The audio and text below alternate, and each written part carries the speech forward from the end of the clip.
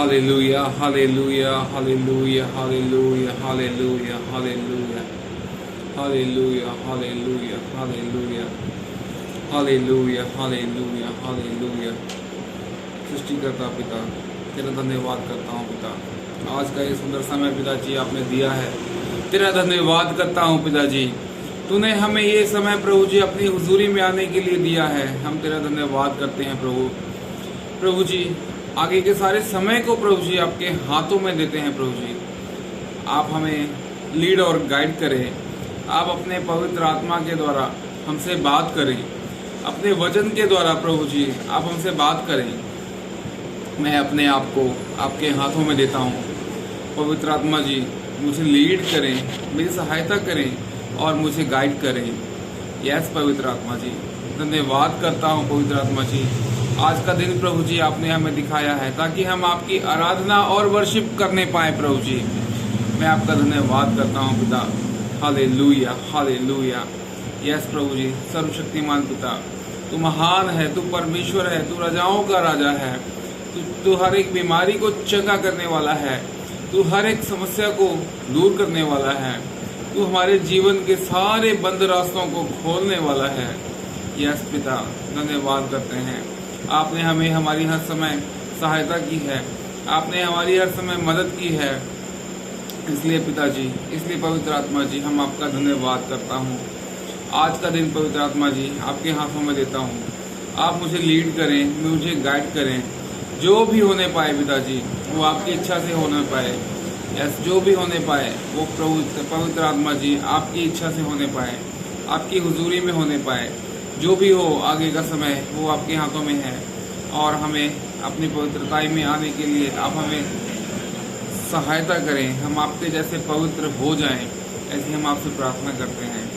आगे के समय को आप लीड करें और वचन के द्वारा हमसे बात करें, इसलिए आपका धन्यवाद करते हैं पवित्र आत्मा जी। इस प्रार्थना को आपने सुना पिताजी, आपने इस प्रार्थना को सुना है, इसलिए हम आपका धन्यवाद करते हैं। यीशु के नाम से पिताजी इस प्रार्थना को मांगता हूँ, आमीन आमीन। सबको जय मसीह की, सभी भाइयों बहनों को जय मसीह की प्रभु यीशु के नाम में। आज मैं एक वचन पढ़ना चाहूँगा, मत्ती रचित सुसमाचार उसका 17 का 14 से पढ़ना चाहूँगा मैं। दुष्ट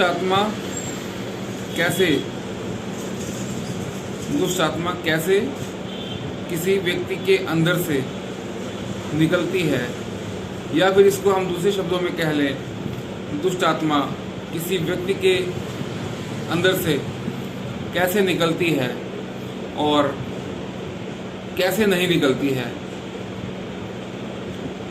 क्या करें कि किसी के भीतर से हम दुष्ट आत्मा को निकाल दें, और क्या ना करें या हम क्या नहीं करते हैं कि किसी के भीतर से दुष्ट आत्मा नहीं निकलती है। तो ये वचन हमें ये सिखाता है। आइए हम वचन को देखेंगे। जब वे भीड़ के पास पहुँचे तो एक मनुष्य उसके पास आया और घुटने टेक कर कहने लगा, हे प्रभु, मेरे पुत्र पर दया कर, क्योंकि उसको मिर्गी आती है और वह बहुत दुख उठाता है और बार बार आग में और बार बार पानी में गिर पड़ता है। मैं उसको तेरे चेलों के पास लाया था, पर वे उसे अच्छा नहीं कर सके। यीशु ने उत्तर दिया, हे अविश्वासी और हठीली लोगों, मैं कब तक तुम्हारे साथ रहूँगा, कब तक तुम्हारी सहूँगा। उसे यहाँ मेरे पास लाओ। तब यीशु ने दुष्ट आत्मा को डांटा और उसमें से दुष्ट आत्मा निकल गई और लड़का उसी घड़ी अच्छा हो गया। हालेलुया। प्रभु यीशु के एक बार डांटने से उस व्यक्ति के अंदर से दुष्ट आत्मा निकल गई, जबकि उसके चेलों ने दुष्ट आत्मा निकालने की कोशिश की, पर वो दुष्ट आत्मा को नहीं निकाल सके। आइए हम आगे बढ़ते हैं। तब चेलों ने एकांत में यीशु के पास आकर कहा, हम उसे क्यों नहीं निकाल सके? उसने उससे कहा, यानी कि यीशु ने चेलों से कहा, अपने विश्वास की घटी के कारण, क्योंकि मैं तुमसे सच कहता हूँ, यदि तुम्हारा विश्वास राई के दाने के बराबर भी हो तो इस पहाड़ से कहोगे, यहाँ से सरक कर वहाँ चला जा, तो वह चला जाएगा। आमीन। और कोई बात तुम्हारे लिए असंभव ना होगी, कोई बात तुम्हारे लिए असंभव ना होगी। ये प्रभु यीशु मसीह अपने चेलों से बात कर रहे हैं। आगे कहते हैं, पर यह जाति बिना प्रार्थना और उपवास के नहीं निकलती। Hallelujah, hallelujah, hallelujah. यहाँ पे प्रभु यीशु ने अपने चेलों से बात की है और चेलों को बताया है कि तुम्हारा विश्वास बहुत कम है, जिस वजह से तुम दुष्ट आत्मा को नहीं निकाल पाए हो। यीशु मसीह अपने चेलों को, जो कि हमेशा उसके साथ रहते थे, डांट रहे हैं कि तुम्हारा विश्वास कम है। विश्वास की घटी के कारण तुमने दुष्ट आत्मा को नहीं निकाल सके हो। हालेलुया। अगर यीशु मसीह के चेले दुष्ट आत्मा को नहीं निकाल सके हैं तो आप और हम क्या चीज़ हैं? आप और हम इस संसार में फंसे पड़े हैं, इस संसार के जाल में फंसे पड़े हैं, मोबाइल के बंधनों में फंसे पड़े हैं, फेसबुक में फंसे पड़े हैं, यूट्यूब में और इंस्टाग्राम में और भी बहुत सारी सोशल मीडिया ऐप्स में हम अपने आप को समय देकर इस नेट के जाल में फंस चुके हैं। हमारा ध्यान कहाँ है? हमारा विश्वास कहाँ है? क्या हमारा विश्वास परमेश्वर पे है? क्या हमारा विश्वास प्रभु यीशु पे है?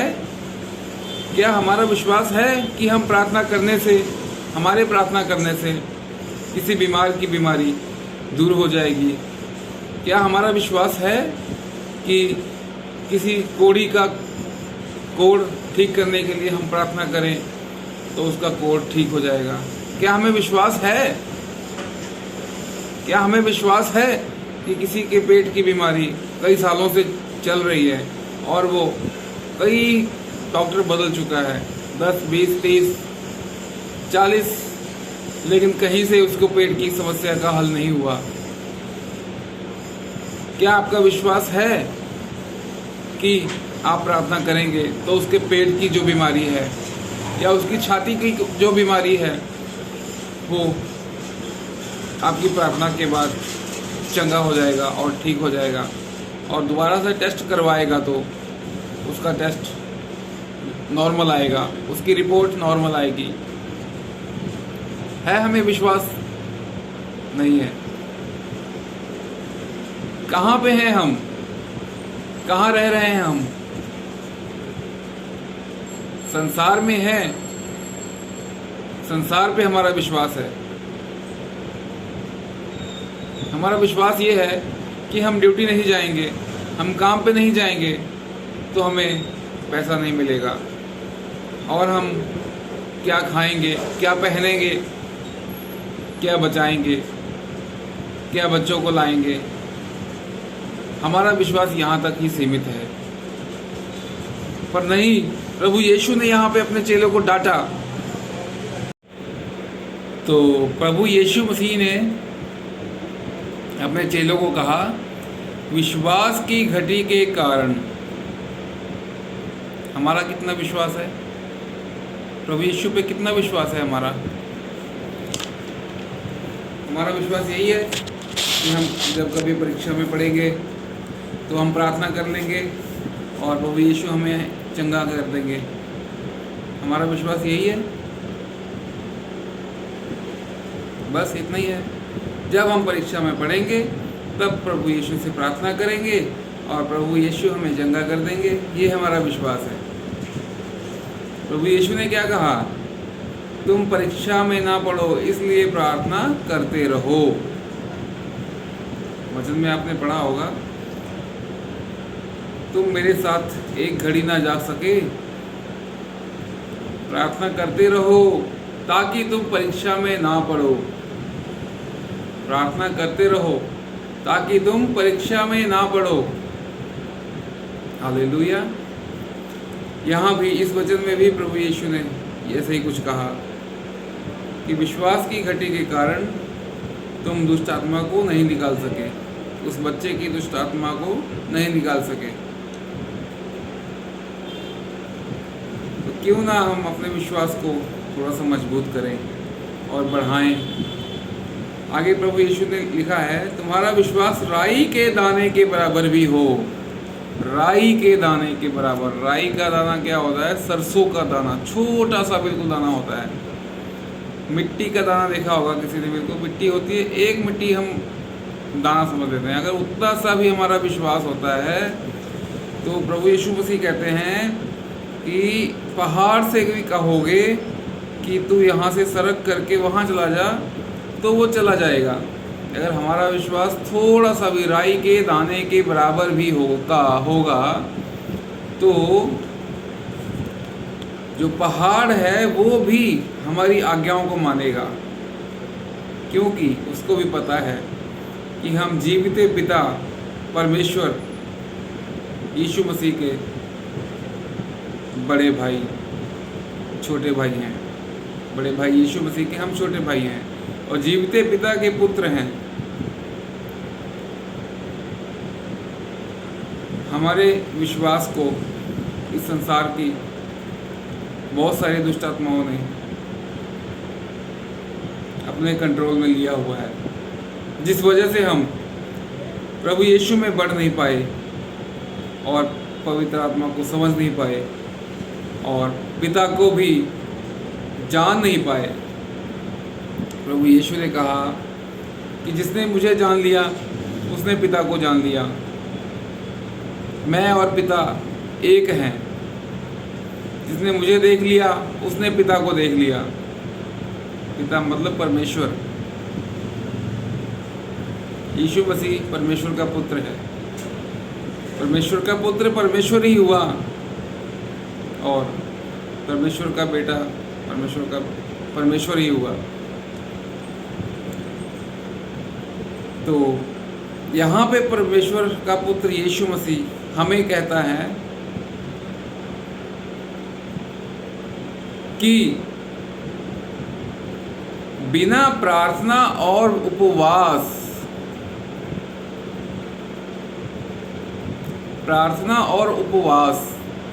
के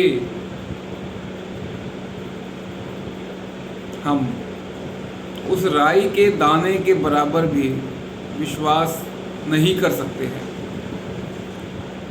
प्रार्थना और विश्वास और उपवास, सबसे पहले हमें प्रार्थना करना है, उसके बाद उपवास करना है। प्रार्थना करते रहना है कि पिता हमें अपना बेटा बनाने के हमें योग्य बनाइए, हमारे अंदर के पापों को निकालिए, हमारे अंदर के गुनाहों को ख़त्म करके हमें पवित्र बनाइए। जब प्रार्थना से पिता हमारे अंदर के पापों को, गुनाहों को ख़त्म करके हमें पवित्र बना देगा, उसके बाद हमें उपवास रखना है। पिता से उपवास रखना है कि पिता तू अब हमारे भीतर अपनी इच्छा को पूरा कर। जो तेरी इच्छा है वो हमारे द्वारा तेरे अपने लोगों के बीच में पूरी होने पाए। तब पिता हमें इस्तेमाल करना शुरू करेगा। बिना प्रार्थना और उपवास के हम अपने विश्वास को नहीं बढ़ा सकते हैं। विश्वास को बढ़ाना है तो हमें प्रार्थना और उपवास करना बहुत ही ज़रूरी है। जब तक हम उपवास नहीं करते हैं, प्रार्थना नहीं करते हैं, हम अपने विश्वास को नहीं बढ़ा सकते हैं। हालेलुया। उपवास एक रास्ता है कि हम अपने जीवन को परमेश्वर की ओर बढ़ाने में, हम अपने उपवास रख के हम अपने जीवन को परमेश्वर की ओर बढ़ाने में परमेश्वर हमारी सहायता करता है। अगर वो उपवास रखने में हमारी सहायता करता है तो इसका मतलब हमें ये समझना चाहिए कि हम परमेश्वर की ओर बढ़ने में परमेश्वर हमारी मदद कर रहा है। हालेलुया। तो आज का मैसेज इतना ही है कि हमें प्रार्थना और उपवास करते रहना है ताकि हम